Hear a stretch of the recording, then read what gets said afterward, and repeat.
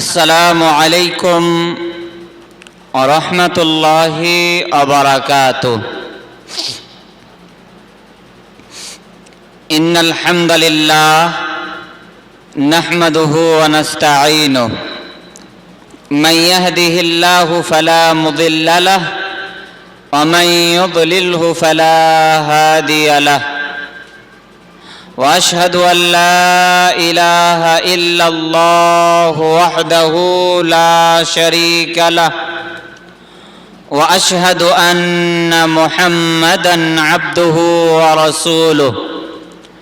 اما بعد، اعوذ بالله من الشيطان الرجيم. بسم الله الرحمن الرحيم. قد أفلح المؤمنون الذين هم في صلاتهم خاشعون الذين هم عن اللغو معرضون.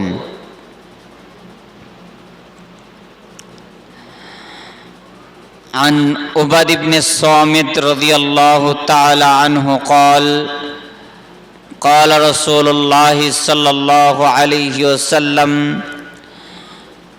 اضمنوا لي ستا من أنفسكم أضمن لكم الجنة، اصدقوا إذا حدثتم، وأوفوا إذا وعدتم، وأدوا إذا أؤتمنتم، واحفظوا فروجكم، وغضوا أبصاركم، وكفوا أيديكم. রাওয়াহুল বাইহাকী বিইসনাদিন সাহিহিন। উপস্থিত সম্মানিত পর্দার আড়ালের মা ও বোনেরা, প্রশংসা সেই মহান আল্লাহ তাবারাক ওয়া তাআলার জন্য, জিনার অশেষ দয়ায় অশেষ রহমতে আমরা মানুষ রূপে পৃথিবীতে এসেছি। দুরূদ ও সালাম নাজিল হোক প্রিয় নবী মুহাম্মদুর রাসূলুল্লাহ সাল্লাল্লাহু আলাইহি ওয়াসাল্লামের উপর, জিনার আগমনে আমরা দ্বীন ইসলামকে পেয়েছি। সম্মানিত উপস্থিতি, আজ সাপ্তাহিক ইজতেমায় সংক্ষিপ্ত সময়ে আলোচনার বিষয়বস্তু মুমিনের কিছু, একজন প্রকৃত মুমিনের কিছু গুণ বা কিছু বৈশিষ্ট্য। এই শিরোনামে এক গুরুত্বপূর্ণ তথ্যবহন সংক্ষিপ্ত বিবরণের চেষ্টা করব ইনশাআল্লাহ। আমা তৌফিকি ইল্লা বিল্লাহ, আলাইহি তাওয়াক্কালতু ওয়া ইলাইহি উনীব। রব্বি ইশরাহ লি সাদরি ওয়া ইয়াসসির লি আমরি ওয়াহলুল উকদাতাম মিন লিসানি আফকাহু কওলি। রব্বি জিদনি ইলমা আল্লাহুম্মা ফাক্কিহনি ফিদ্দীন। আমি গত কয় হপ্তাহ ধরেই মুমিনের পরিচয়, মুমিনের গুণ সম্পর্কে আলোচনা করে আসছিলাম। আর তারপরের 2 হপ্তাহ তো আমি অত্যন্ত তাপমাত্রার কে সামনে রেখে যে কিয়ামতের কিছু বৈশিষ্ট্য বা মানুষকে স্মরণ করিয়ে দিচ্ছিলাম। এই বিষয়টিকে বাকি রেখে আবার মনে করছি 2 হপ্তাহ সম্ভবত হবে এখনো। তো আজকে বেশ সূরা মুমিনুনের মধ্যে মহান আল্লাহ তাবারাকা ওয়া তাআলা মুমিনদের 6টি গুণ, 6টি বৈশিষ্ট্য যে বর্ণনা করেছেন, সেই বৈশিষ্ট্য, সেই গুণ আজকে আমি সংক্ষিপ্তভাবে আলোচনা করব। সেটি হলো, প্রথমত আমি যে সূরা মুমিনুনের যে আয়াতগুলি পাঠ করেছি সেই আয়াতগুলি সম্পর্কে আগে জানি, তারপরে আরো বিস্তারিতভাবে ভালোভাবে জানা যাবে। দেখুন, মহান আল্লাহ তাবারাকা ওয়া তাআলা মুমিনদের গুণ সম্পর্কে কোরআন মাজিদে অনেক বলেছেন, রাসূলুল্লাহ সাল্লাল্লাহু আলাইহি ওয়াসাল্লামও অনেক বলেছেন। তো সূরা মুমিনুনের মধ্যে যেটা বলছেন, কদ আফলাহাল মুমিনুন, মুমিনদের গুণ সম্পর্কে যেমন বলেছেন, তেমন মুমিনদেরকে সতর্ক বার্তা এবং মুমিনদের জন্য খাস উপহার তাও মুমিনদের জন্য রেখে দিয়েছেন মহান আল্লাহ তাবারাকা ওয়া তাআলা। প্রথমত যেটা বলছেন যে কদ আফলাহাল মুমিনুন, নিঃসন্দেহে মুমিনরাই কল্যাণ লাভ করেছে, মুমিনরাই পরিত্রাণ পেয়ে গেছে। কদ আফলাহাল মুমিনুন, নিঃসন্দেহে মুমিনদের জন্য পরিত্রাণ সুনিশ্চিত, যারা প্রকৃত মুমিন। এবার চলুন কাদের জন্য। আমরা তো প্রকৃত মুমিন অনেক দেখতে পাই না? প্রকৃত মুমিন কিন্তু অনেকজনকে দেখা যায় না? আমরা দেখি, একটা কথাই আছে, দুষ্টু লোকের মিষ্টি কথা। একজন দুষ্টু লোককে দেখে, একজন বদমাশকে দেখেও কিন্তু মুমিন মনে হয় যে ও কিছুই জানে না, আর ভিতরে তার গোবর ভরা। এরকম হয় না? হয়। তো আল্লাহ তাবারাকা ওয়া তাআলা স্বয়ং মুমিনদের গুণ সম্পর্কে একদম প্রকাশ্যভাবে বলে দিলেন যে এই গুণ মুমিনদের মধ্যে থাকতে হবে। যদি থাকে তাহলে সে প্রকৃত মুমিন, যদি না থাকে তাহলে সে যতই একবারে মিষ্টি মিষ্টি কথা বলুক না কেন, আর যতই তাকে দেখে ভালো না লাগুক না কেন, যতই তাকে দেখে সিধা সাদা লাগুক না কেন, যতই তাকে দেখে সাধু লাগুক না কেন, এই গুণগুলো যদি না থাকে তাহলে সে মুমিন নয়, অসম্ভব হতে পারে না। তো কি বললেন মহান আল্লাহ তাবারাকা ওয়া তাআলা? কদ আফলাহাল মুমিনুন, নিঃসন্দেহে সেই ব্যক্তিরাই, সেই মুমিনরাই পরিত্রাণ পেয়েছে। কারা? আল্লাযীনা হুম ফি সালাতিহিম খাশিউন। এই যে দেখুন, প্রথমত কি বললেন ভালো করে বুঝবেন। প্রথমত বললেন কদ আফলাহাল মুমিনুন, নিঃসন্দেহে সেই সব মুমিনরাই পরিত্রাণ পেয়েছে। কারা? আল্লাযীনা হুম ফি সালাতিহিম খাশিউন, যারা নিজেদের সালাতে বিনয়, নম্রতা, ভদ্রতা, আল্লাহ ভীতি যারা সালাতের মধ্যে অর্জন করতে পারে। আল্লাযীনা হুম ফি সালাতিহিম খাশিউন, যারা নিজেদের সালাতে বিনয় নম্রতা, যারা বিনয় নম্রতা ভাবে সালাত আদায় করে। তো বর্তমান সময়ে তো এরকম মানুষ খুঁজে পাওয়া খুব মুশকিল। ওকে দেখা যায় যে খুব সালাত আদায় করছে। মসজিদে কি মুসল্লির সংখ্যার অভাব আছে? মুসল্লির সংখ্যার অভাব নেই, কিন্তু মুমিনের সংখ্যার অভাব আছে। কেন? একজন মুসল্লিকে আপনি দেখবেন, মুসল্লিটা খুব সিধা সাদা, কিন্তু ওকে ফের আবার ঝগড়া করতে দেখা যায়, ওকে ফের আবার গালিগালাজ করতে দেখা যায়, ওকে ফের আবার গীবত পরনিন্দা করতে দেখা যায়। আর দেখে কি মনে হয়? দেখে মনে হয় একদম খুব সহজ সরল মানুষ, কিছুই জানে না। আর ভিতরে দেখা যাচ্ছে তো এইরকম। মুমিনের কিন্তু অভাব নেই, কিন্তু নামাজের অভাব নেই, কিন্তু মুমিনের অভাব আছে। কেমন করে মুমিনের অভাব আছে আমি আপনাদেরকে বলি।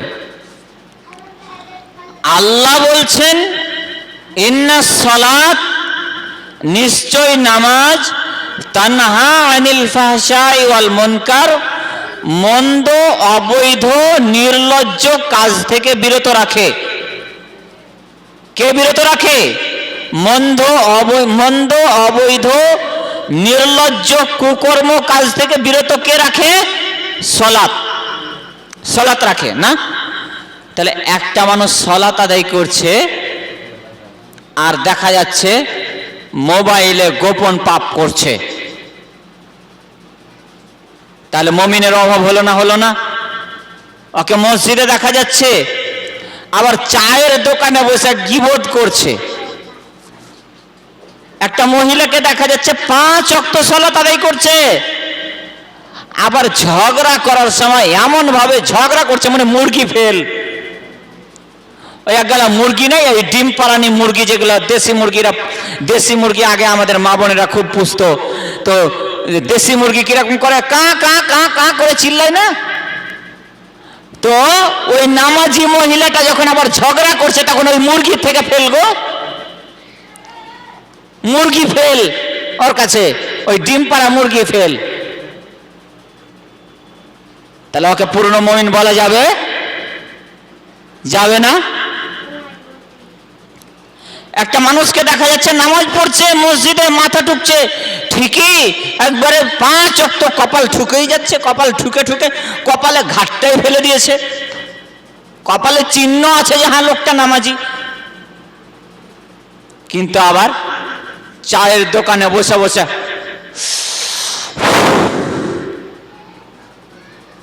বলেন ওটা মুমিন? কি বলবেন ওটা মুমিন? ওটা মুমিন বলবেন? ওর কপালে ঘাটটা তো ঠিকই আছে। চায়ের দোকানে বসে বসে বলছে এই দল ভাল্লাই, ওই দল ভাল্লাই, অমুক ভাল্লাই, তমুক ভাল্লাই, জানো অমুক এরকম কাজ করেছে, ওই রকম কাজ করেছে, ওই কাজ করেছে। আর এই কিবোর্ডটা তো মহিলাদের মধ্যে বেশি হয়। আমি কিন্তু কাউকে ছেড়ে কথা বলি না, মহিলা পুরুষ দুটাকি। মহিলাদের মধ্যে আরো যদি একটা কথাকে একটু পেলাই তো ওটাকে আরো বড় করে গোটা সমাজে ছড়িয়ে দিবে। ওর কপালে ঘাটটা ঠিকই আছে। তাহলে ইন্নাস সালাত, নিশ্চয় নামাজ, তানহা আনিল ফাহশাই ওয়াল মুনকার, অন্যায় অপছন্দ নির্লজ্জ কাজ থেকে, বেহায়াপনা থেকে দূরে রাখে। কে? নামাজ। কিন্তু ও নামাজ পড়ছে আবার বেহায়া বেহুদ্দামো করছে, নামাজ পড়ছে আর একে ওকে মেরে বেড়াচ্ছে, তাহলে ও নামাজি নয়? ওকে নামাজি না বললেই চলবে? অবশ্যই চলবে, কারণ কোরআন তো বলছে এই কথাই, কোরআন তো এই কথাই বলছে। যেমন ভাবে নামাজ মানুষকে অন্যায় অপছন্দ কাজ থেকে দূরে রাখে, তেমন ভাবে অন্যায় অপছন্দ কাজ মানুষকে নামাজ থেকে দূরে রাখে। এটা ভালো করে খেয়াল রাখবেন।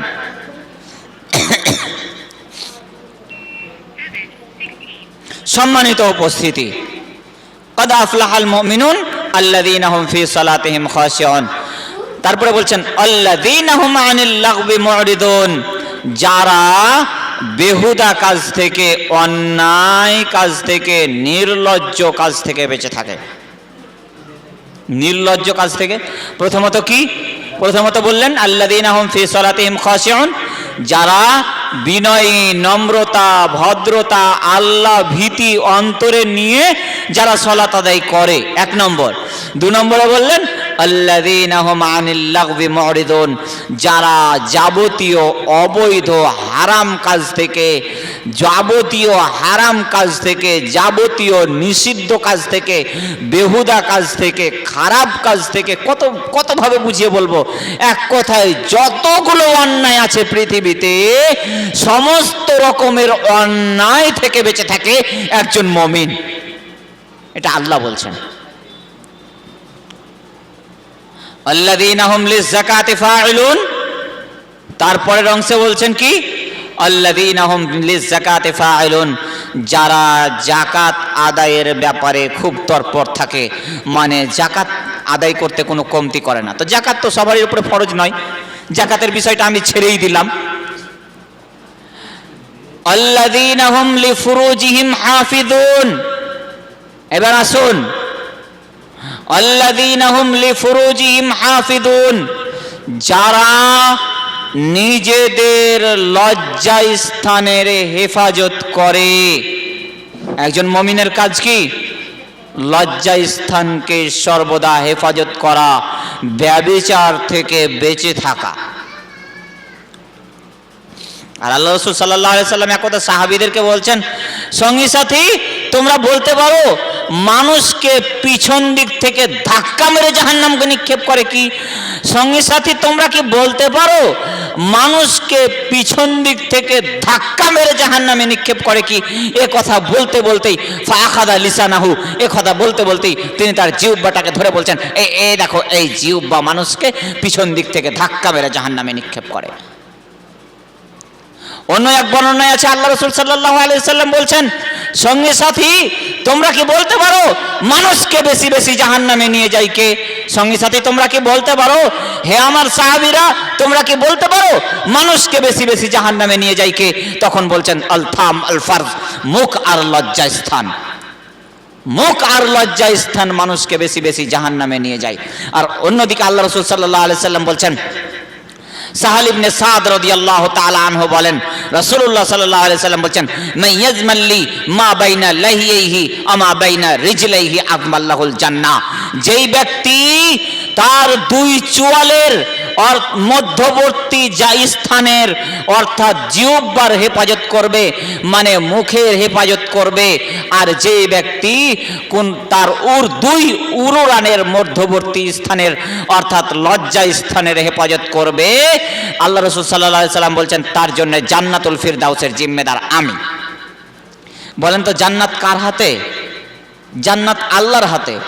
রাসূলের হাতে জান্নাত থাকলে তো সব উম্মত কি জান্নাতে নিয়ে চলে যেত। কারণ রাসূলুল্লাহ সাল্লাল্লাহু আলাইহি সাল্লাম তো শুধু উম্মতের জন্যই চেয়েছেন, নিজের জন্য কিছু চাননি। সব সময় বলছেন আমার উম্মতের কি হবে, আমার উম্মতের কি হবে, আমার উম্মত জাহান্নামে চলে যাবে, আমার উম্মতের জন্য এটা ভয় করছি, আমার উম্মতের জন্য ওটা ভয় করছি, আমি ভয় করছি আমার উম্মত যাতে হিন্দুদের সাথে মিশে না যায়, আমি ভয় করছি আমার উম্মত যাতে অমুসলিমদের সাথে মিশে না যায়, আমি ভয় করছি আমার উম্মত ইহুদিদের সাথে মিশে না যায়। সব সময় খালি উম্মতের খেয়াল, উম্মতের খেয়াল। তাহলে তো সবাই কি জান্নাতে নিয়ে চলে যেত যদি জান্নাত রাসূলের হাতে থাকতো। কিন্তু জান্নাত রাসূলের হাতে নেই, অথচ বলছেন যেই ব্যক্তি মুখের হেফাজত করবে, যেই ব্যক্তি মুখে এই কথা স্বীকার করবে,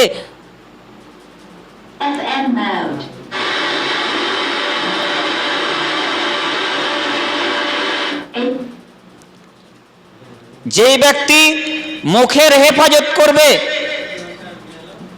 যেই ব্যক্তি মুখে কারো গীবত করব না এ কথা স্বীকার করবে, মুখে কাউকে গালি দিব না এ কথা স্বীকার করবে, মুখে কাউকে অন্যায় অশ্লীল ভাবে গালি দিব না এ কথা স্বীকার করবে, আল্লাহ রাসূল সাল্লাল্লাহু আলাইহি সাল্লাম বলছেন তার জন্য আমি জান্নাতের জিম্মেদার। তাকে কি করে জান্নাতে নিয়ে যেতে হয় আমি দেখে নেব। যেই ব্যক্তি লজ্জা স্থানের হেফাজত করবে, যেই ব্যক্তি ব্যভিচার করব না, জীবনে ব্যভিচার করব না এই কথা মনে করবে, অন্তরে পরিকল্পনা নিবে, ব্যভিচার থেকে বেঁচে থাকবে, লজ্জা স্থানের হেফাজত করবে না, মোবাইলে গোপন পাপ করবে না, আল্লাহ রাসূল সাল্লাল্লাহু আলাইহি সাল্লাম বলছেন তার জন্য জান্নাতের জিম্মেদার আমি। তাকে কি করে জান্নাতে নিয়ে যেতে হয় সেটা আমি দেখে নেব।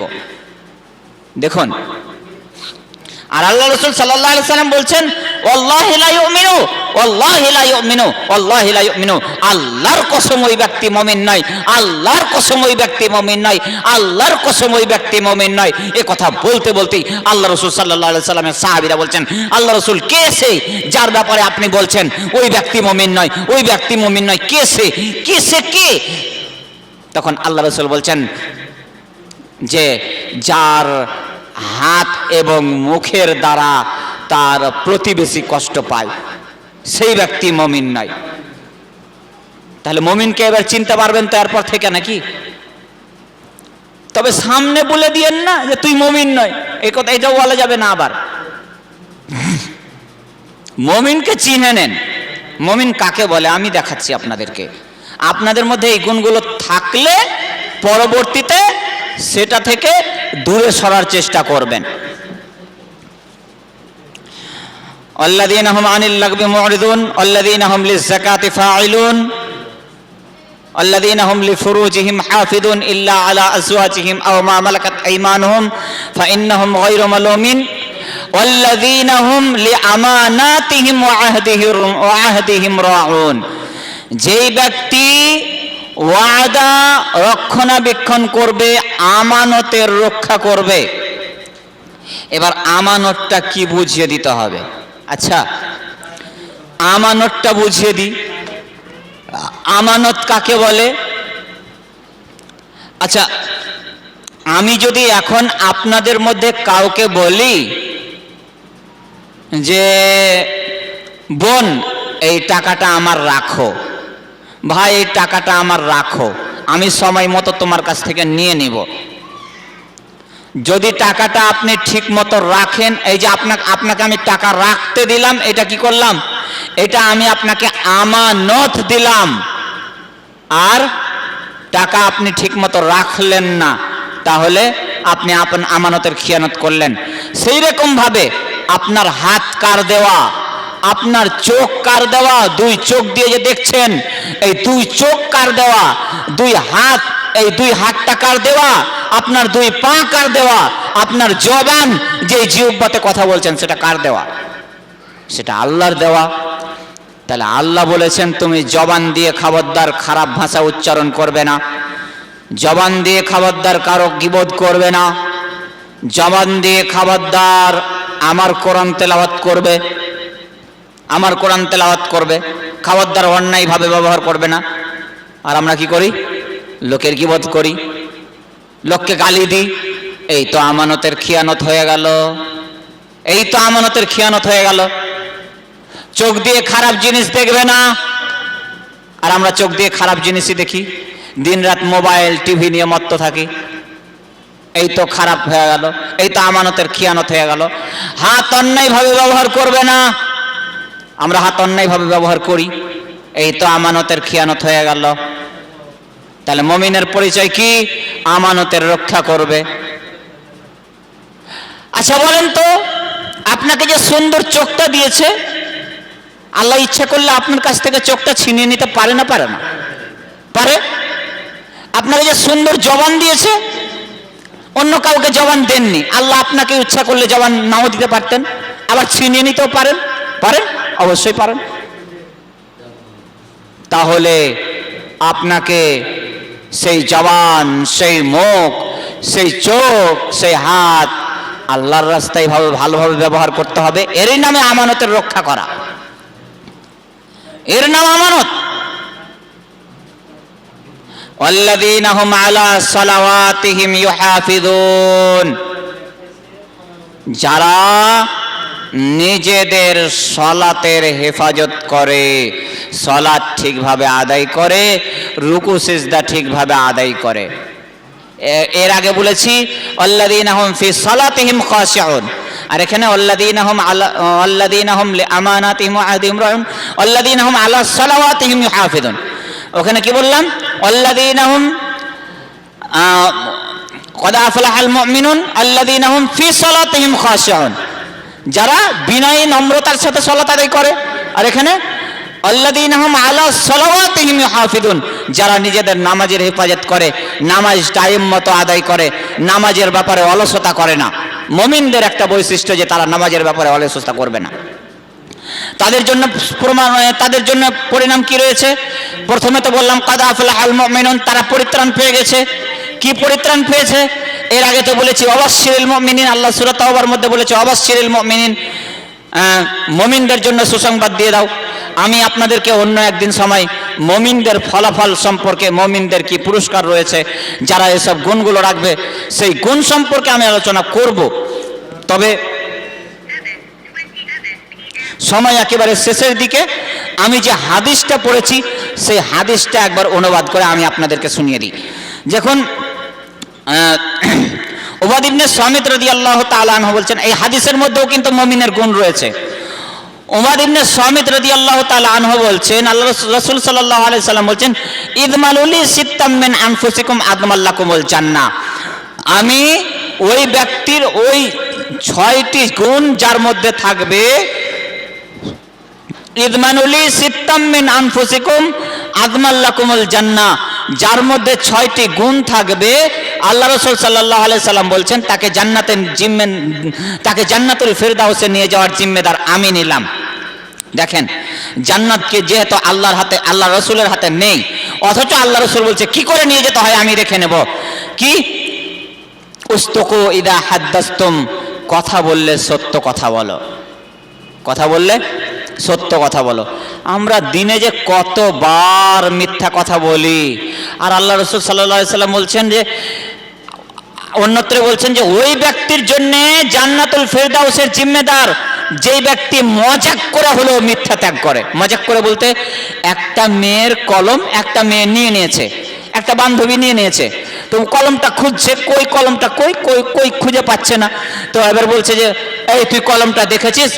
ও দেখেছে, তো ও বলছে না দেখিনি। দেখেছে, একটু পরে দিয়ে দেবে, কিন্তু ওর সাথে মজাক করে বলছে না দেখিনি। এই যে মজাক করে মিথ্যা কথা বলা, আল্লাহ রাসূল সাল্লাল্লাহু আলাইহি সাল্লাম বলছেন যেই ব্যক্তি মজাক করে হলেও মিথ্যা কথা ত্যাগ করবে আমি তাকে জান্নাতে নিয়ে যাব। ওয়াউফু ইযা ওয়া'আদতুম, যেই ব্যক্তি ওয়াদা রক্ষণাবেক্ষণ করবে, যেই ব্যক্তি কথা দিয়ে কথা খেলাপ করবে না। ওয়াউফু ইযা ওয়া'আদতুম, যেই ব্যক্তি আমানতের রক্ষা করবে। ওয়া'আদু ইযা উতুমিনতুম, যেই ব্যক্তি ওয়াদা পূরণ করবে, মানে ওয়াদা করে কথা দিয়ে কথা রাখবে, খেলাপ করবে না, এবং চুক্তি দিয়ে চুক্তি ভঙ্গ করবে না। এগুলো বোঝার দরকার নেই। তারপরে বলছেন ওয়াহফাযু ফুরুজাকুম, লজ্জা স্থানের হেফাজত করবে যেই ব্যক্তি, এটাও মুমিনের বৈশিষ্ট্য, আমি একটু আগে বললাম। গুযু আবসারাকুম, যেই ব্যক্তি চক্ষুকে নিচে রাখবে, পর নারী থেকে, পুরুষেরা কোনো সুন্দর নারী থেকে চোখকে নিচে রাখবে, নারীরা পুরুষদের কাছ থেকে চোখকে হটিয়ে রাখবে। অগুযু আবসারাকুম কুফু আইদিয়াকুম, অন্যায়ভাবে হাত ব্যবহার করবে না, হাতকে কন্ট্রোলে রাখবে। এই 6 শ্রেণীর ব্যক্তির জন্য এই 6টি গুণ যার মধ্যে থাকবে, আল্লাহ রাসূল সাল্লাল্লাহু আলাইহি সাল্লাম বলছেন তাকে জান্নাতে নিয়ে যাওয়ার জিম্মেদার আমি। তাকে কি করে জান্নাতে নিয়ে যেতে হয় সেটা আমি দেখে নেব। আর ওদিকে তো শুনতে পেলেন যে যেই ব্যক্তি, ওই ব্যক্তি মুমিন নয় যে যার হাতের দ্বারাই, যার মুখের দ্বারাই তার প্রতিবেশী কষ্ট পায়। সম্মানিত উপস্থিতি, আমি আলোচনা বেশি আর লম্বা না করে এখান থেকে আলোচনা শেষ করছি। আরও মুমিনের পরিচয় রয়েছে, আমি একে একে আপনাদেরকে বিষয়গুলো দেখে এসে আমি শোনাবো ইনশাআল্লাহ। শেষের বেলায় দোয়া করি, প্রতিপালক তুমি বড় দয়াবান, তুমি বড় রহমান, তুমি আমাদেরকে সঠিকভাবে কোরআন এবং হাদিস মোতাবেক চলার তৌফিক দান করো, আমিন। প্রতিপালক তুমি আমাদেরকে প্রকৃত মুমিন হওয়ার তৌফিক দান করো, আমিন। আল্লাহ, দুনিয়াতে যে অশান্তি, মাঝে মাঝে তাপমাত্রা বেড়ে যাচ্ছে, অনাবৃষ্টি, মাঝে মাঝে অনাবৃষ্টি হচ্ছে, আল্লাহ তুমি এসব অতিরিক্ত তাপমাত্রা থেকে, অনাবৃষ্টি থেকে তুমি আমাদেরকে হেফাজত করো। তুমি আমাদের এই কয়েকদিন যেমন ঠান্ডা সুশীতলভাবে আমাদেরকে রাখলে, সেই রকমভাবে এই বছরটা আমাদেরকে রাখো, আমরা যাতে শান্তিতে বসবাস করতে পারি এবং তোমার ইবাদত করতে পারি। এবং যারা তোমাকে ভুলে আছে তাদেরকে তুমি হেদায়েত দান করো, তারাও যেন তোমার ইবাদত সঠিকভাবে করতে পারে, এই দাবি। এবং আমাদের যারা মারা গেছে তাদের তুমি কবরের শাস্তি মাফ করো, আমাদের মধ্যে যারা অসুস্থ রয়েছে তাদের তুমি আরোগ্য দান করো, এই দাবি, এই দোয়া তোমার দরবারে রেখে আজকের সংক্ষিপ্ত ইজতেমা এখানেই শেষ করলাম। ওমা আলাইনা ইল্লাল বালাগ। আসসালামু আলাইকুম ওয়া রাহমাতুল্লাহি ওয়া বারাকাতুহু।